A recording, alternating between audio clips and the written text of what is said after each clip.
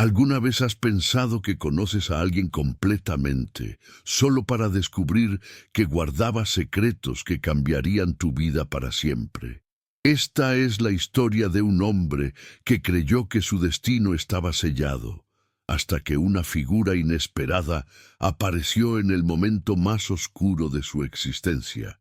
Cuéntanos en los comentarios, ¿desde qué país nos estás viendo? Nos encanta saber de dónde son nuestros oyentes. Mi nombre es Joaquín Esteban Salazar y durante los últimos 5 años he vivido en estas tierras áridas del norte de México como un hombre marcado por la soledad.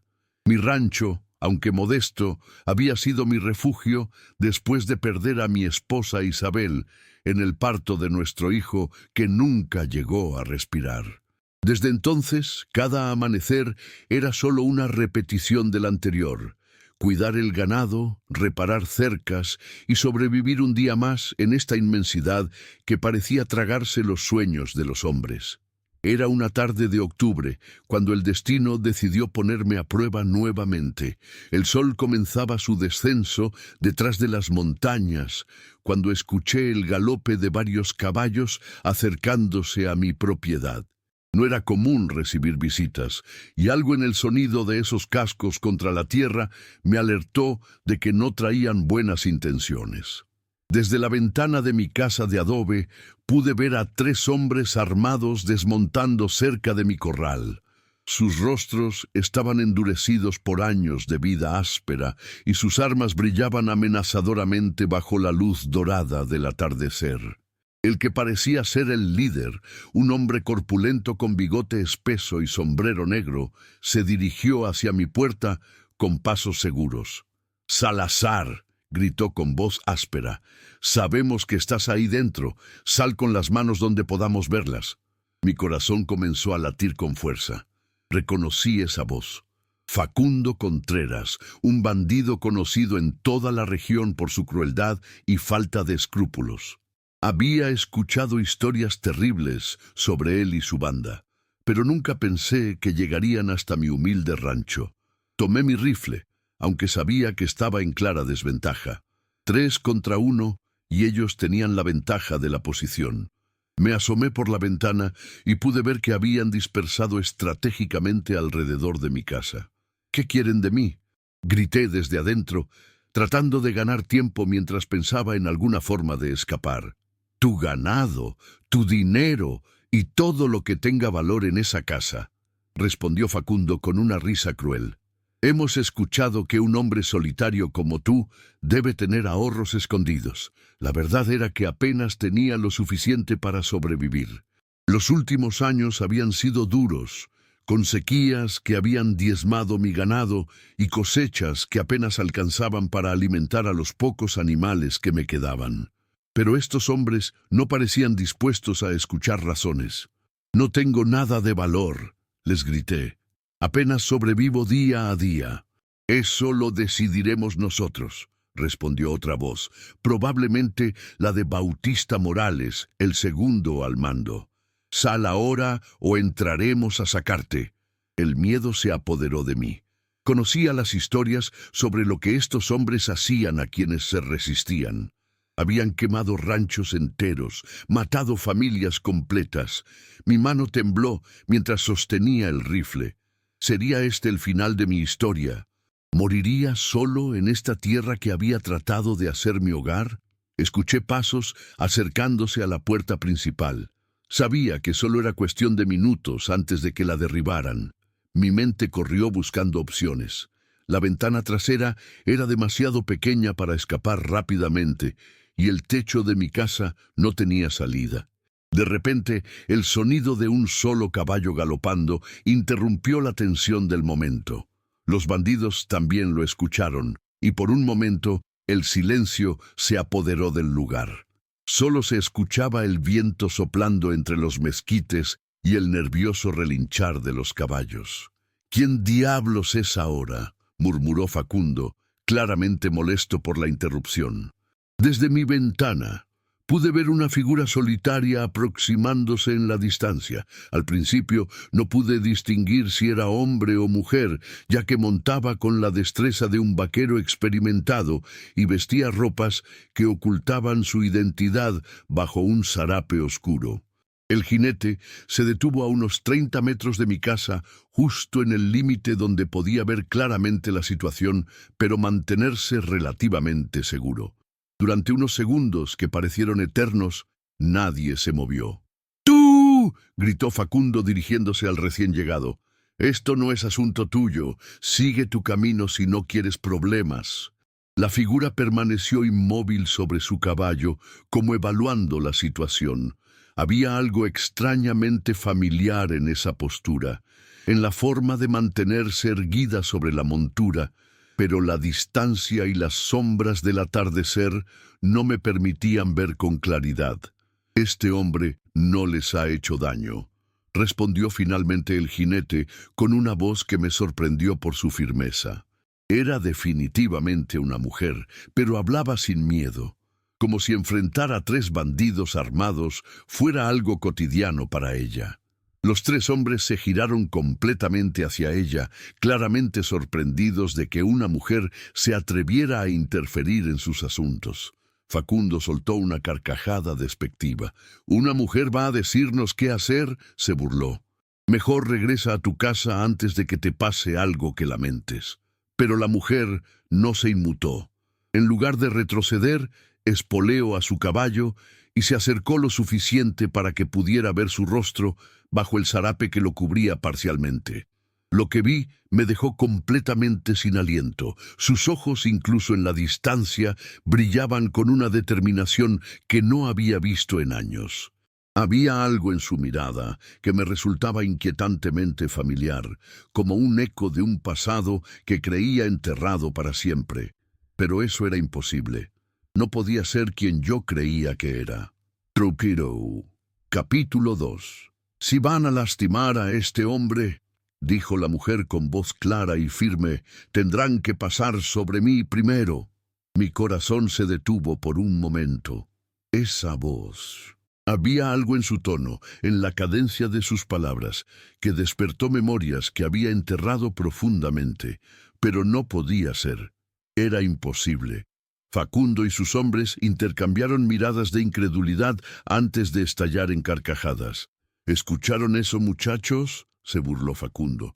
«Esta señorita cree que puede proteger a alguien. ¿Qué vas a hacer, mujer? ¿Gritarnos hasta que nos vayamos?».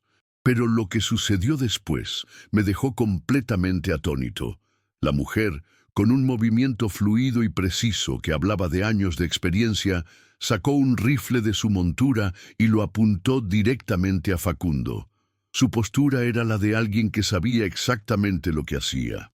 «Pueden reírse todo lo que quieran», dijo con una calma helada, «pero este rifle no encuentra gracioso nada de esto». El ambiente cambió instantáneamente. Los 3 bandidos dejaron de reír y se pusieron tensos, sus manos moviéndose instintivamente hacia sus armas. «Fácil, señorita», dijo Bautista Morales, tratando de sonar conciliador. «No queremos problemas contigo. Solo vete y fingiremos que esto nunca pasó. El único que se va a ir de aquí son ustedes», respondió ella sin bajar su arma. «Y va a ser ahora mismo». Desde mi ventana observaba esta escena surrealista, una mujer sola enfrentándose a 3 bandidos armados para protegerme. ¿Pero quién era? ¿Y por qué arriesgaría su vida por un desconocido? Facundo, claramente molesto por haber perdido el control de la situación, dio un paso amenazador hacia adelante. «Mira, mujer, no sé quién te crees que eres, pero esto se va a acabar de una manera u otra. Puedes bajar ese rifle y largarte, o podemos hacer esto difícil». «Prefiero hacer las cosas difíciles», respondió ella, y su voz llevaba una convicción que me hizo estremecer. En ese momento, algo inesperado sucedió. La mujer silbó de una manera particular, un sonido que me resultó extrañamente familiar. Era una melodía que había escuchado antes, pero no podía recordar dónde. Para mi sorpresa, desde la dirección opuesta, aparecieron 2 jinetes más. Al principio pensé que eran refuerzos para los bandidos, pero pronto me di cuenta de que venían en respuesta al silbido de la mujer. «Parece que las tornas han cambiado», dijo ella con una sonrisa que pude percibir incluso en la distancia. Los dos nuevos jinetes se posicionaron estratégicamente, rodeando a los bandidos. Ahora eran 3 contra 3, pero algo me decía que estos nuevos llegados no eran bandidos comunes. «¿Quiénes son ustedes?», preguntó Facundo, su voz ahora teñida de preocupación. «Personas que no toleran que se abuse de gente trabajadora e inocente», respondió uno de los recién llegados, un hombre mayor con barba gris. La situación se había vuelto demasiado complicada para los bandidos. Facundo miró a sus compañeros, evaluando sus opciones. Era claro que ya no tenían la ventaja numérica ni estratégica.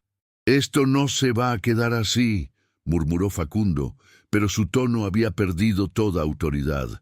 «Vámonos, muchachos, este lugar no vale la pena». Los 3 bandidos montaron sus caballos lentamente, manteniendo las manos visibles para no provocar un enfrentamiento. Mientras se alejaban, Facundo gritó por encima del hombro: «Esto no se acabó, Salazar, nos veremos de nuevo». Cuando finalmente desaparecieron en la distancia, salí de mi casa con las piernas temblorosas. La adrenalina del momento comenzaba a desvanecerse, dejándome consciente de lo cerca que había estado de perder todo. La mujer desmontó de su caballo y se dirigió hacia mí. A medida que se acercaba, la luz del atardecer iluminó mejor su rostro, y lo que vi me quitó completamente el aliento. Tenía los ojos más hermosos que había visto jamás, de un verde profundo como las esmeraldas, enmarcados por pestañas largas y oscuras. Su cabello castaño escapaba parcialmente de la trenza que llevaba bajo el sombrero, y su piel tenía el color dorado de alguien que había pasado mucho tiempo bajo el sol del desierto. Pero lo que más me impactó fue la determinación que irradiaba. Esta no era una mujer que se dejara intimidar fácilmente, y definitivamente no era alguien que uno esperaría encontrar vagando sola por estas tierras peligrosas. «¿Está usted herido, señor Salazar?», preguntó, y nuevamente esa voz despertó algo en mi memoria que no podía identificar. «No, yo estoy bien», balbuceé, aún tratando de procesar lo que acababa de suceder. «Pero usted, ¿quién es usted? ¿Por qué me ayudó?». Una sombra cruzó por su rostro, como si mi pregunta hubiera tocado algo doloroso. «Eso no importa ahora», respondió evasivamente. «Lo importante es que está a salvo». Pero yo sabía que sí importaba. Había algo en esta mujer, algo en la forma en que me miraba que me decía que nuestro encuentro no era casualidad. Y mientras observaba sus ojos bajo la luz crepuscular, una pregunta comenzó a formarse en mi mente, una pregunta que cambiaría todo. Capítulo 3. Los 2 hombres que habían venido en su ayuda se acercaron a nosotros. El mayor, que parecía estar a cargo, se dirigió a la mujer con respeto evidente. «Señorita Esperanza, ¿todo está bien?», preguntó, confirmando mi sospecha de que ella tenía autoridad sobre ellos. «Sí, don Aurelio, gracias por venir tan rápido», respondió ella, y luego se dirigió al otro hombre. «Crisanto, ¿podrías asegurarte de que esos bandidos realmente se hayan ido?». El hombre asintió y se alejó galopando en la dirección que habían tomado Facundo y su banda. Me quedé observando esta interacción, cada vez más intrigado por quién era esta mujer llamada Esperanza y cómo había aparecido justo en el momento perfecto. «Señor Salazar», dijo don Aurelio acercándose a mí, «es un honor conocerlo finalmente. Soy Aurelio Mendoza, su vecino del rancho de la Colina Este». Recordé haber escuchado ese nombre. Don Aurelio era propietario de una de las fincas más prósperas de la región, aunque nunca habíamos tenido ocasión de conocernos personalmente. «El honor es mío, don Aurelio», respondí, estrechando su mano, «y le estoy eternamente agradecido por su ayuda, aunque debo confesar que no entiendo cómo sabían que estaba en problemas». Don Aurelio miró a Esperanza antes de responder. «Bueno, eso es una historia un poco complicada. dijo con una sonrisa misteriosa, pero creo que la señorita Esperanza debería ser quien se la cuente. Esperanza se removió incómoda, como si prefiriera evitar el tema. Simplemente estaba pasando cerca cuando escuché los gritos, dijo rápidamente. Cualquier persona decente habría hecho lo mismo, pero yo sabía que había más en esta historia. La forma en que había manejado el rifle, la confianza con que había enfrentado a 3 bandidos armados y especialmente la manera en que don Aurelio la trataba con tanto respeto, todo indicaba que Esperanza no era una mujer común. ¿Le gustaría pasar a la casa?, ofrecí, notando que el sol ya casi había desaparecido completamente detrás de las montañas. Es lo menos que puedo hacer después de lo que hizo por mí. Esperanza vaciló por un momento, como si estuviera debatiendo internamente si debía aceptar o no. No quiero ser una molestia, dijo finalmente. Después de salvarme la vida, dudo mucho que pueda ser una molestia, insistí. Don Aurelio intervino. Creo que sería prudente que nos quedáramos hasta mañana. Esos bandidos podrían regresar cuando crean que nos hemos ido. Esperanza asintió, aunque pude notar cierta tensión en su postura, como si estuviera nerviosa por algo. Mientras preparaba café en mi modesta cocina, no podía evitar observarla disimuladamente. Se movía por mi casa con una gracia natural, pero había algo en su comportamiento que me intrigaba. Parecía familiar con el lugar, como si hubiera estado ahí antes. Tiene una casa muy acogedora, comentó mientras miraba las pocas pertenencias que decoraban mis paredes. Gracias, no es mucho, pero es hogar, respondí, sirviendo el café en tazas de barro. ¿Usted es de esta región? Nuevamente esa sombra cruzó por su rostro. He viajado mucho, respondió evasivamente. Pero estas tierras, sí, las conozco bien. Don Aurelio, que había estado observando nuestra conversación en silencio, se aclaró la garganta. Señor Salazar, si me permite la pregunta, ¿por qué cree que esos bandidos vinieron específicamente a buscarlo? No es común que Facundo Contreras se moleste con ranchos pequeños a menos que tenga una razón específica. La pregunta me hizo reflexionar. Era cierto que mi rancho no era lo suficientemente próspero como para atraer la atención de bandidos de la reputación de Facundo. Honestamente, no lo sé, admití. Apenas tengo lo suficiente para sobrevivir. No entiendo qué podrían querer de mí. Esperanza, que había estado bebiendo su café en silencio, levantó la vista súbitamente. ¿No ha tenido ningún contacto reciente con personas de su pasado?, preguntó con una extraña intensidad en su voz. La pregunta me sorprendió. ¿Cómo podía ella saber algo sobre mi pasado? Había vivido como un ermitaño durante 5 años, evitando deliberadamente cualquier contacto con mi vida anterior. No, respondí lentamente. He vivido aquí completamente aislado desde hace años. Esperanza intercambió una mirada significativa con don Aurelio, una mirada que sugería que sabían algo que yo no sabía. Señor Salazar, dijo don Aurelio cuidadosamente, ¿puedo preguntarle cuál era su ocupación antes de convertirse en ranchero? Mi cuerpo se tensó involuntariamente. Esa era una pregunta que había esperado evitar por el resto de mi vida. Era comerciante. Mentí, usando la misma historia que había usado durante años cuando alguien preguntaba. Pero Esperanza me estaba observando intensamente, y algo en su mirada me decía que no me creía. ¿Comerciante de qué?, insistió suavemente. El silencio se extendió entre nosotros. El crepitar del fuego en la chimenea era el único sonido en la habitación. Finalmente, no pude soportar más la tensión. ¿Por qué me hacen estas preguntas?, pregunté, mi voz saliendo más defensiva de lo que pretendía. ¿Qué es lo que realmente quieren saber? Esperanza dejó su taza de café y me miró directamente a los ojos. Había algo en su mirada que me hizo sentir como si pudiera ver directamente a mi alma. Joaquín, dijo, y la forma en que pronunció mi nombre me hizo estremecer. Creo que ha llegado el momento de que sepas la verdad sobre quién soy realmente. Mi corazón comenzó a latir aceleradamente. Había algo en su tono, en la forma en que me miraba, que me decía que lo que estaba a punto de escuchar cambiaría mi vida para siempre. En capítulo 5. Las palabras de esperanza sobre el coronel Mendoza resonaron en mi mente como un trueno. Mi mentor, el hombre que había sido como un padre para mí en el servicio, había orquestado toda esta tragedia. Pero antes de que pudiera procesar completamente esta revelación, don Aurelio regresó corriendo a la casa. «Señorita Esperanza», dijo con urgencia, «Crisanto ha visto más jinetes aproximándose desde el sur. No son los bandidos de Facundo». «¿Cuántos?», preguntó Esperanza, transformándose inmediatamente de la mujer vulnerable que acababa de revelar su pasado en la guerrera decidida que había enfrentado a los bandidos.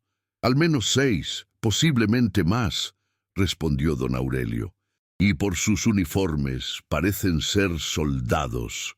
Un frío helado recorrió mi espina.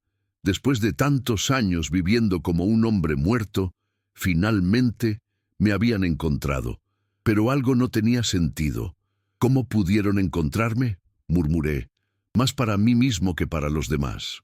Esperanza intercambió una mirada significativa con don Aurelio, una mirada que me hizo sospechar que sabían más de lo que me habían dicho.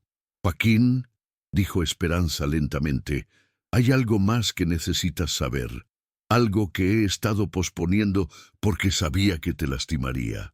«¿Qué más podría haber?», pregunté, sintiendo que mi mundo seguía desmoronándose. «La razón por la que te encontré no fue casualidad», admitió ella evitando mi mirada. «He estado buscándote durante más de un año». «¿Buscándome? ¿Por qué?». Don Aurelio se acercó a la ventana, vigilando a los jinetes que se aproximaban. «Porque mi padre, antes de morir el año pasado, me confió algo más que la ubicación de tu escondite», continuó Esperanza. «Me dio esto». Se dirigió hacia sus alforjas y sacó un paquete envuelto en cuero oscuro. Cuando lo abrió, pude ver documentos amarillentos por el tiempo y lo que parecían ser fotografías. «¿Qué es esto?», pregunté, tomando uno de los documentos. «Son las pruebas reales de la conspiración», respondió ella. «Documentos que prueban que el coronel Mendoza no solo estaba involucrado en contrabando de armas, sino que había estado vendiendo información militar a bandidos y rebeldes durante años». Examiné los documentos con creciente horror. Había órdenes firmadas por Mendoza, registros de pagos, y lo más impactante de todo, una lista de agentes que habían sido eliminados por acercarse demasiado a la verdad. «Dios mío», susurré, reconociendo algunos de los nombres en la lista. Conocía a estos hombres. Pensé que habían muerto en operaciones normales. «Fueron asesinados», confirmó Esperanza. «Y tu nombre estaba en la lista para ser el siguiente». «¿Mi nombre?». «Aquí», dijo ella, señalando hacia el final de la lista. «Joaquín Esteban Salazar. Eliminación pendiente, transmisión Vázquez». Las palabras me golpearon como un puño. No solo había sido traicionado, había sido marcado para morir. Pero, ¿por qué mi padre guardó esto?, pregunté, tratando de entender la magnitud de la situación. «Porque él también estaba siendo investigado por Mendoza», explicó Esperanza, «pero no por contrabando de armas. Mi padre había descubierto la verdadera red de corrupción y estaba recopilando evidencia para presentarla a las autoridades superiores. Entonces, ¿por qué me enviaron a investigarlo? Para eliminarte a ti y desacreditar a él al mismo tiempo», respondió don Aurelio desde la ventana. «2 pájaros de un tiro». El sonido de cascos se hacía cada vez más fuerte. A través de la ventana pude ver las siluetas de varios jinetes acercándose en formación militar. «Joaquín Esteban Salazar», gritó una voz autoritaria desde la distancia. «Sabemos que estás ahí. Sal con las manos arriba». Mi sangre se heló al reconocer esa voz. Era el capitán Rodrigo Herrera, un hombre que había servido bajo las órdenes del coronel Mendoza y que había sido mi compañero en varias misiones. «¿Lo conoces?», preguntó Esperanza, notando mi reacción. «Es el capitán Herrera», respondí con voz tensa. Servimos juntos durante años. Si está aquí, significa que Mendoza finalmente decidió terminar lo que empezó. Esperanza se acercó a mí y me tomó de las manos. Joaquín, hay algo más que necesitas saber, dijo, su voz temblando ligeramente. La razón por la que he estado buscándote, la razón por la que arriesgué mi vida para encontrarte. ¿Qué? Pregunté, aunque algo en mi corazón ya intuía la respuesta. Durante todos estos años, desde que tenía 13 años, nunca dejé de considerarte como la única familia que me quedaba, susurró. Pero hay algo más, algo que mi padre me confesó antes de morir. Las lágrimas comenzaron a formarse en sus ojos y mi corazón se aceleró. ¿Qué te confesó? Que tú no eras solo mi tutor, dijo, su voz quebrándose. Que mi madre, antes de morir cuando yo era muy pequeña, le había contado la verdad sobre mi nacimiento. El mundo se detuvo a mi alrededor. La verdad sobre tu nacimiento. Joaquín, susurró Esperanza, tú eres mi padre biológico. Si el suelo se hubiera abierto debajo de mí, no habría sido más sorprendente. Mis piernas se debilitaron y tuve que apoyarme en la mesa. Eso es imposible, balbuceé. Mi madre, Elena, trabajó en la capital hace más de 20 años. Conoció a un joven agente del gobierno, un hombre bueno y honorable. Tuvieron una relación breve pero intensa antes de que él fuera enviado a una misión peligrosa. Las memorias comenzaron a volver como una avalancha. Elena, una mujer hermosa con ojos verdes brillantes, cabello castaño sedoso y una sonrisa que podía iluminar cualquier habitación. Había sido el amor de mi juventud, pero las demandas del servicio nos habían separado. Elena murió cuando yo tenía 5 años, continuó Esperanza, pero antes de morir le confesó a mi padre adoptivo la verdad sobre mi origen. Él prometió cuidarme y nunca revelar el secreto. «¿Pero por qué no me lo dijiste cuando llegué como tu tutor?», pregunté, mi voz apenas un susurro. «Porque mi padre adoptivo no sabía quién eras realmente hasta que comenzaste a contarme historias sobre tu juventud, sobre una mujer llamada Elena que habías amado y perdido. Entonces se dio cuenta de que el destino te había traído de vuelta a nosotros. Lágrimas corrían por mis mejillas. La niña que había amado como a una hija durante aquellos 2 años maravillosos era realmente mi hija, mi propia sangre. «Tienes 1 minuto para salir, Joaquín», gritó Herrera desde afuera. «Después de eso quemaremos la casa». Don Aurelio se acercó rápidamente. «Señorita Esperanza, señor Salazar, tenemos que movernos ahora. Han rodeado completamente la casa». Esperanza se secó las lágrimas y volvió a transformarse en la guerrera que había enfrentado a los bandidos. «¿Hay alguna forma de salir sin ser vistos?», preguntó. «Hay un túnel en el sótano», respondí, tratando de enfocarme en la situación inmediata a pesar de la revelación que acababa de cambiar mi vida para siempre. «Lleva al establo». «Perfecto», dijo ella, recogiendo los documentos. «Don Aurelio, ¿puede crear una distracción mientras bajamos?» «Por supuesto, señorita». Mientras nos dirigíamos hacia el sótano, Esperanza me tomó del brazo. «Joaquín», dijo suavemente, «sé que esto es mucho para procesar, pero necesito que sepas que, sin importar lo que pase, estoy orgullosa de ser tu hija». Sus palabras me dieron la fuerza que necesitaba. Por primera vez en años tenía una razón real para luchar, para vivir, para encontrar justicia. «Y yo estoy orgulloso de ti», respondí, abrazándola rápidamente. «Eres más valiente de lo que yo ever fui». El sonido de la puerta principal siendo forzada interrumpió nuestro momento. Los mercenarios habían decidido no esperar más. «Joaquín», gritó Herrera desde adentro de la casa. «Sabemos que estás aquí. Sal ahora o comenzaremos a quemar todo». Esperanza me guió hacia la entrada oculta del túnel en el sótano. Mientras descendíamos por la escalera de piedra, pude escuchar las botas pesadas de los soldados registrando la casa arriba. «¿Cómo sabías sobre mi pasado con Elena?», Pregunté mientras caminábamos por el túnel oscuro. Mi padre adoptivo me contó todo cuando cumplí 18 años, respondió ella. Sabía que algún día necesitaría la verdad. Y cuando desapareciste, prometí que te encontraría y te daría la familia que nunca supiste que tenías.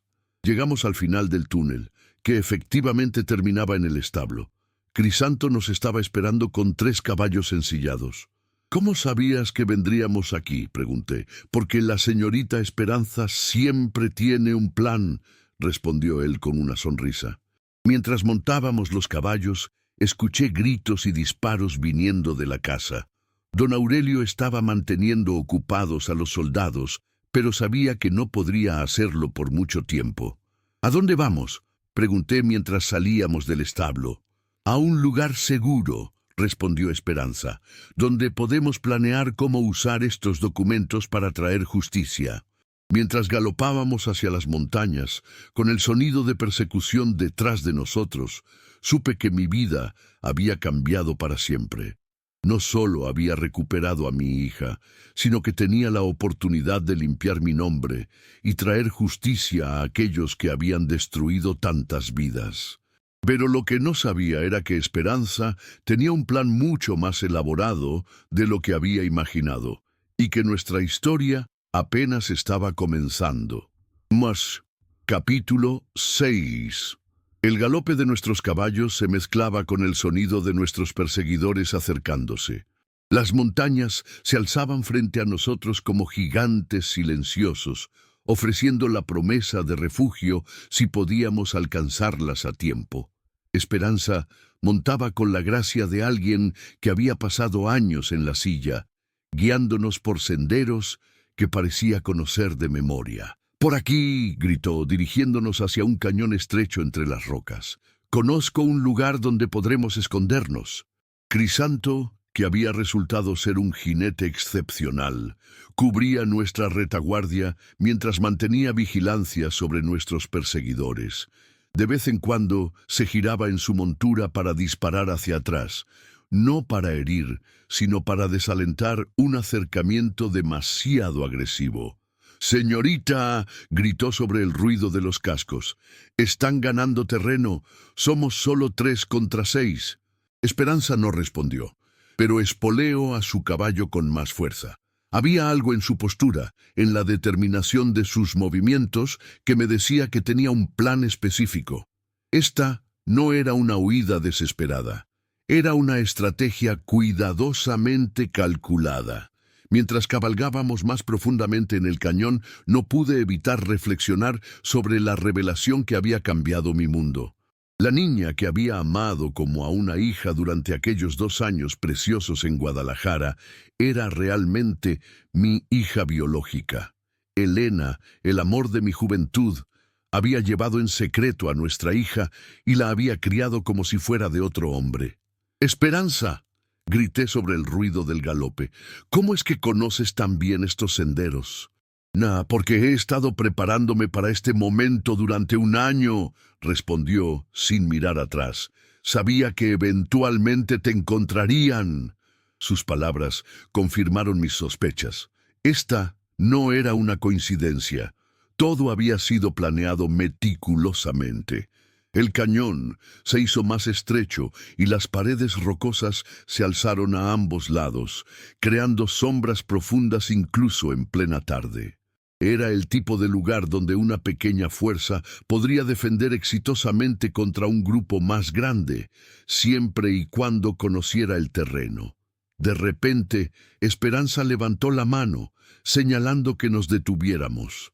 Habíamos llegado a una pequeña explanada rodeada de rocas altas, con solo una entrada y una salida. Para cualquier observador casual, parecería que nos habíamos acorralado nosotros mismos. «¡Aquí!», gritó desmontando rápidamente. «Crisanto, toma los caballos y llévalos a la cueva». Fue entonces que noté que había una abertura en la pared rocosa que había pasado desapercibida a primera vista. Crisanto desapareció con los 3 caballos, dejándonos solos en la explanada. «Esperanza», dije, desmontando también, «¿qué estamos haciendo?». Nos hemos metido en una trampa. Ella sonrió, y por primera vez desde que la había vuelto a ver, reconocí completamente a la niña astuta que había conocido años atrás. No, papá, dijo, usando la palabra que me hizo estremecer con una mezcla de alegría y dolor. Les hemos tendido una trampa a ellos. Antes de que pudiera preguntar qué quería decir, el sonido de cascos llenó el cañón.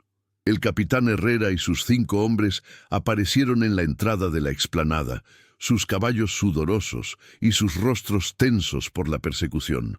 «¡Se acabó, Joaquín!», gritó Herrera, apuntando su rifle hacia nosotros. «¡No hay salida!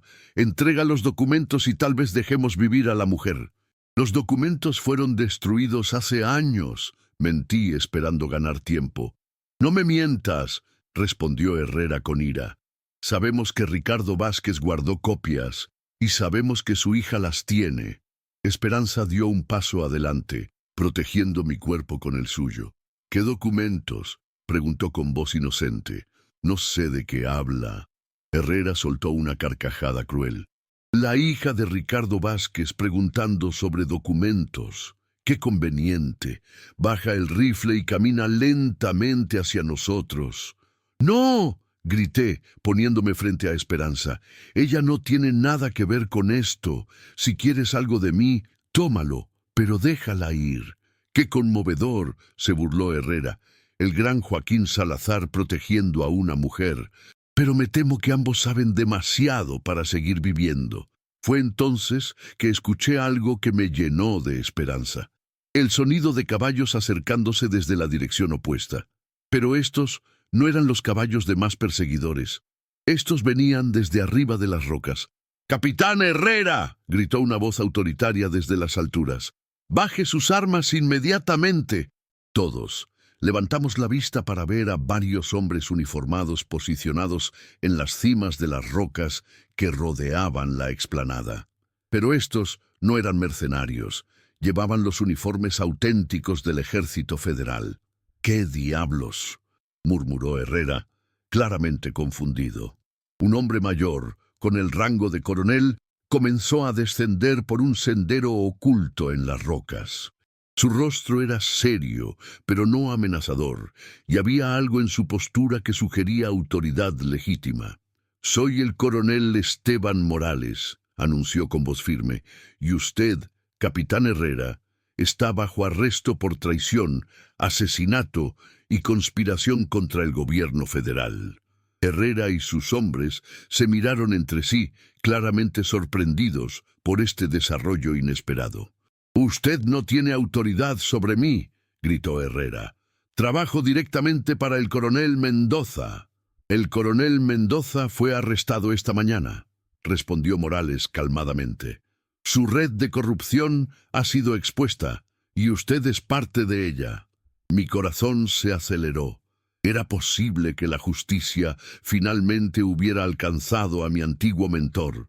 Esperanza se acercó a mí y susurró: «Ahora entiendes por qué necesitaba encontrarte. No solo para reunir a nuestra familia, sino para asegurarme de que fueras liberado de todas las acusaciones». «¿Tú organizaste esto?», pregunté asombrado. «Mi padre adoptivo había estado en contacto con oficiales honestos durante años», explicó. «Cuando murió, me dio sus contactos y me pidió que completara su trabajo de limpiar tu nombre». El coronel Morales se acercó a nosotros. «Señor Salazar», dijo con respeto, «he estado revisando su expediente. Fue usted víctima de una conspiración elaborada. Su servicio al país fue honorable y lamento profundamente lo que ha sufrido». Lágrimas comenzaron a formarse en mis ojos. Después de tantos años viviendo como un fugitivo, escuchar esas palabras de un oficial de alto rango era más de lo que había esperado. «¿Qué pasará ahora?», pregunté. «Ahora», respondió Morales, «usted será completamente exonerado. Su nombre será limpiado, y si así lo desea, puede volver al servicio con un rango apropiado a su experiencia». Miré a Esperanza, que me observaba con esperanza brillando en sus ojos. «¿Y los documentos?», pregunté. «Serán usados como evidencia en los juicios que seguirán», respondió Morales. Gracias a usted y a la señorita Vázquez, podremos desmantelar completamente la red de corrupción de Mendoza. Herrera, que había estado escuchando esta conversación con creciente desesperación, súbitamente levantó su rifle. «Si no puedo tenerlos, entonces ninguno de nosotros saldrá vivo de aquí», gritó. Pero antes de que pudiera disparar, Esperanza había sacado su pistola y disparado con precisión perfecta. El rifle de Herrera salió volando de sus manos, y él cayó al suelo, sujetándose la muñeca herida. «Excelente tiro», comentó el coronel Morales con admiración. «¿Dónde aprendió a disparar así?» «Mi padre me enseñó», respondió Esperanza, enfundando su arma. Dijo que una mujer en esta tierra necesitaba saber defenderse. Mientras los soldados arrestaban a Herrera y sus hombres, me acerqué a Esperanza. «¿Cuánto tiempo estuviste planeando todo esto?», pregunté. «Desde el día que mi padre adoptivo murió», respondió. «Sabía que tenía que encontrarte, protegerte y asegurarme de que la verdad saliera a la luz». «¿Y ahora qué?», pregunté, sintiendo por primera vez en años que tenía un futuro real por delante. Esperanza sonrió, y en esa sonrisa vi tanto a la niña que había conocido como a la mujer fuerte en la que se había convertido. «Ahora», dijo, «finalmente podemos ser una familia de verdad, sin secretos, sin mentiras, sin miedo». El coronel Morales se acercó a nosotros nuevamente. «Señor Salazar, hay algo más. Sus propiedades que fueron confiscadas cuando se convirtió en fugitivo le serán devueltas. Además, el gobierno le debe una compensación considerable por los años de sufrimiento injusto». «¿Propiedades?», pregunté confundido. «Sí», respondió Morales. «La finca en Guadalajara, las tierras en Michoacán y los depósitos bancarios que fueron congelados. Todo será suyo de nuevo». Miré a Esperanza con asombro. No solo había recuperado a mi hija, sino que también estaba recuperando la vida que había perdido. «¿Qué piensas hacer con todo eso?», preguntó Esperanza. Reflexioné por un momento antes de responder. «Creo que es hora de construir algo nuevo», dije. «Un lugar donde podamos vivir en paz, donde puedas contarme sobre todos los años que perdimos y donde puedas ser el padre que nunca supe que tenía la oportunidad de ser». Esperanza se acercó y me abrazó fuertemente. «Eso es todo lo que he deseado desde que tenía 13 años», susurró. Mientras observaba a los soldados llevándose a los últimos vestigios de mi pasado oscuro, supe que mi vida había dado un giro completo.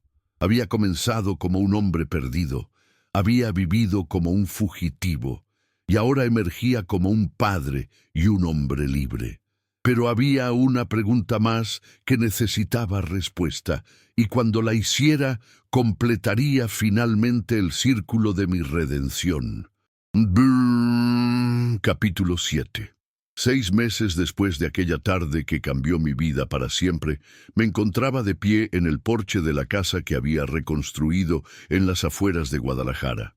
No era la misma propiedad donde había servido como tutor años atrás, pero estaba lo suficientemente cerca para despertar memorias de aquellos días felices con la pequeña Esperanza. La diferencia era que ahora estas memorias ya no me causaban dolor, sino una profunda gratitud por el camino que nos había llevado de vuelta el uno al otro. La casa era más grande que mi antigua cabaña de ranchero, pero mantenía la sencillez que había aprendido a valorar durante mis años de exilio. Tenía un patio central con una fuente, tal como Esperanza había descrito en sus memorias de la infancia, y un jardín donde ella había insistido en plantar rosas rojas, las mismas que recordaba de su hogar original. «Papá», escuché su voz desde el interior de la casa. «¿Podrías venir? Hay algo que quiero mostrarte». Esa palabra, papá, todavía me hacía estremecer de emoción cada vez que la escuchaba. Durante tantos años había creído que no tendría nunca la oportunidad de ser padre, Y ahora, a los 43 años, estaba descubriendo las alegrías y responsabilidades de la paternidad con una hija adulta que me llenaba de orgullo cada día. Entré a la casa y la encontré sentada en el escritorio de la sala, rodeada de papeles y documentos. Había estado trabajando incansablemente en la redacción de un libro que contaría nuestra historia, no solo como una narrativa personal, sino como una denuncia de la corrupción que había plagado el sistema militar durante años. ¿Qué es?, pregunté, acercándome a ella. Llegó una carta del coronel Morales, respondió, levantando un sobre oficial. Los últimos miembros de la red de Mendoza han sido arrestados. Dice que el juicio final será la próxima semana y que necesitará nuestro testimonio. Tomé la carta y la leí cuidadosamente. Era cierto. Después de meses de investigación, los últimos vestigios de la conspiración que había destruido tantas vidas estaban siendo desmantelados. El coronel Mendoza, mi antiguo mentor, había sido condenado a prisión de por vida. El capitán Herrera había recibido una sentencia de muerte por traición, y docenas de otros oficiales corruptos estaban enfrentando la justicia. ¿Cómo te sientes al respecto?, preguntó Esperanza observando mi rostro mientras leía. Aliviado, respondí honestamente. Durante años pensé que nunca vería justicia. Ahora no solo la he visto, sino que he sido parte de hacerla realidad. Esperanza sonrió y se levantó para abrazarme. Estoy orgullosa de ti, dijo suavemente. Sé que no fue fácil testificar contra hombres que una vez consideraste hermanos. Tenía razón. Testificar contra Mendoza había sido una de las experiencias más difíciles de mi vida. El hombre que había sido mi mentor, mi figura paterna en el servicio, había resultado ser el arquitecto de una conspiración que había costado innumerables vidas. Pero también había sido liberador finalmente contar la verdad después de tantos años de silencio. ¿Sabes qué es lo que más me sorprende?, dije sentándome junto a ella. No es que Mendoza fuera corrupto, es que tu padre adoptivo lo supiera y aún así me protegiera durante todos estos años. Esperanza asintió, sus ojos llenándose de lágrimas como siempre que hablábamos de don Ricardo. Él me decía que había visto bondad en ti desde el primer día que llegaste a nuestra casa, recordó. Decía que un hombre que podía amar a una niña como tú me amaste no podía ser malvado, sin importar qué acusaciones hubiera contra él. Era un hombre excepcional, dije, sintiendo el peso familiar de la pérdida y la gratitud. Lamento no haber podido agradecerle personalmente, pero puedes honrar su memoria, respondió Esperanza, y creo que hay una manera perfecta de hacerlo. Se dirigió a otro escritorio y sacó varios documentos que reconocí como escrituras de propiedad. ¿Qué son estas?, pregunté. Recordarás que el coronel Morales mencionó que tus propiedades confiscadas serían devueltas, explicó. Bueno, resulta que tenías más propiedades de las que recordabas, incluyendo la finca original de mi familia. Mi corazón se aceleró. ¿La casa donde creciste? Sí, confirmó ella. Aparentemente, cuando arrestaron a papá, confiscaron temporalmente la propiedad. Pero como las acusaciones contra él fueron desestimadas, la propiedad debería haber sido devuelta. En lugar de eso, fue transferida ilegalmente a uno de los compinches de Mendoza. ¿Y ahora? Ahora es tuya de nuevo, dijo con una sonrisa brillante. Y tengo una propuesta. Él me mostró los planos que había estado dibujando.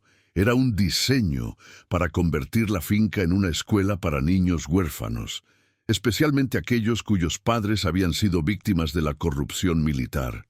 ¿Qué piensas?, preguntó nerviosamente. Estudié los planos con creciente asombro. Era un proyecto ambicioso pero hermoso. No solo proporcionaría educación a niños necesitados, sino que también serviría como un memorial viviente a todas las víctimas de la conspiración de Mendoza. Creo que es perfecto, dije finalmente. Pero, ¿estás segura de que quieres hacer esto? Será un trabajo enorme. Papá, dijo tomando mis manos. Durante años, lo único que quería era recuperar a mi familia. Ahora que te tengo de vuelta, quiero que juntos hagamos algo que importe, algo que dé significado a todo el sufrimiento que hemos pasado. Sus palabras me conmovieron profundamente. Esta era la misma niña que había conocido años atrás, pero ahora transformada en una mujer con una visión clara de cómo hacer del mundo un lugar mejor. Hay algo más, continuó. He estado en contacto con algunas de las viudas de los agentes que fueron asesinados por la conspiración. Muchas de ellas tienen hijos que necesitan educación y oportunidades. Podrían ser nuestros primeros estudiantes. ¿Cuándo empezaríamos?, pregunté. Tan pronto como termine el juicio, respondió. Pero antes hay algo que necesito decirte. Algo que he estado posponiendo porque no sabía cómo abordar el tema. Su tono se volvió serio y sentí una familiar punzada de preocupación. ¿Qué es?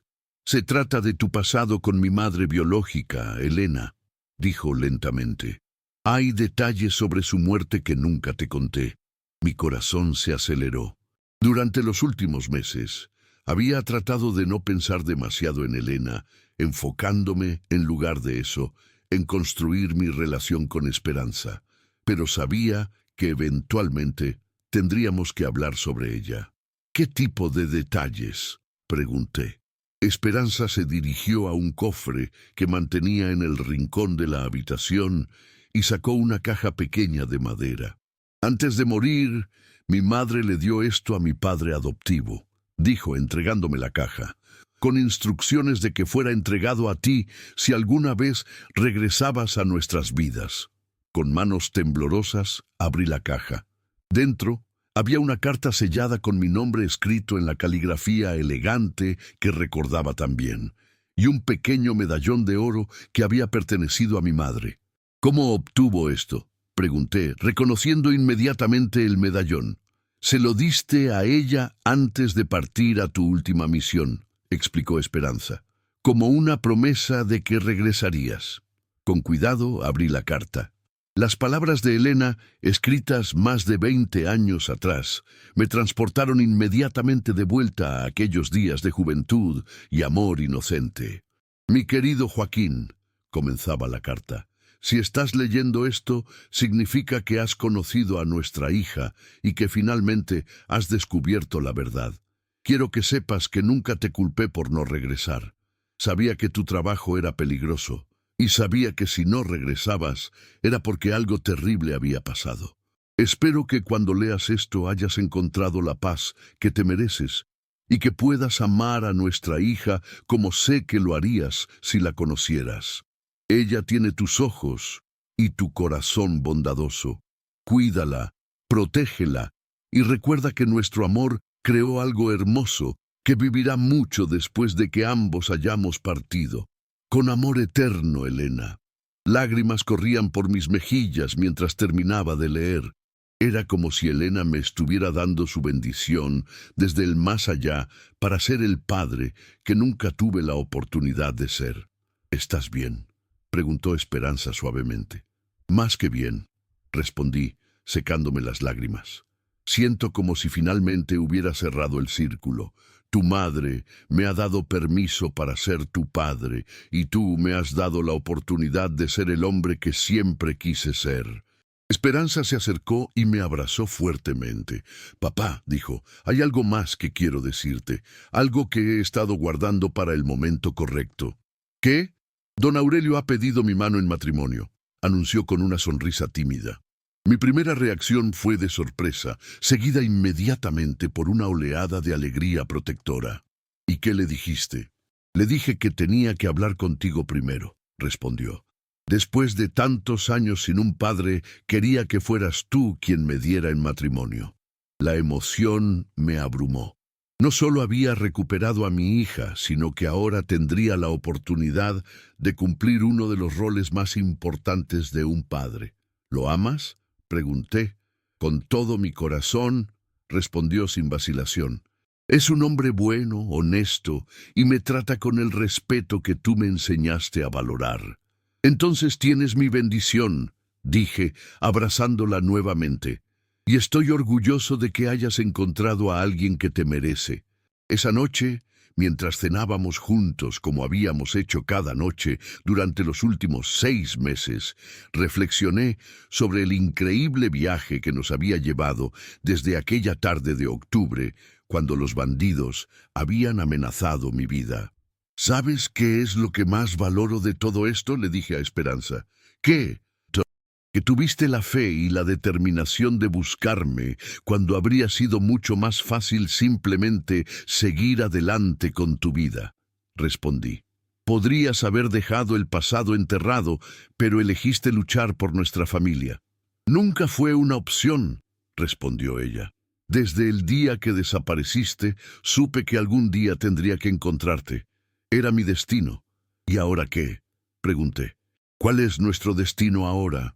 Esperanza sonrió, y en esa sonrisa vi no solo a la niña que había conocido, sino a la mujer fuerte y determinada en la que se había convertido. Ahora construimos un futuro juntos, dijo. Abrimos la escuela, ayudamos a otros niños que han perdido a sus padres y creamos el tipo de familia que ambos siempre quisimos tener. ¿Y después de tu boda?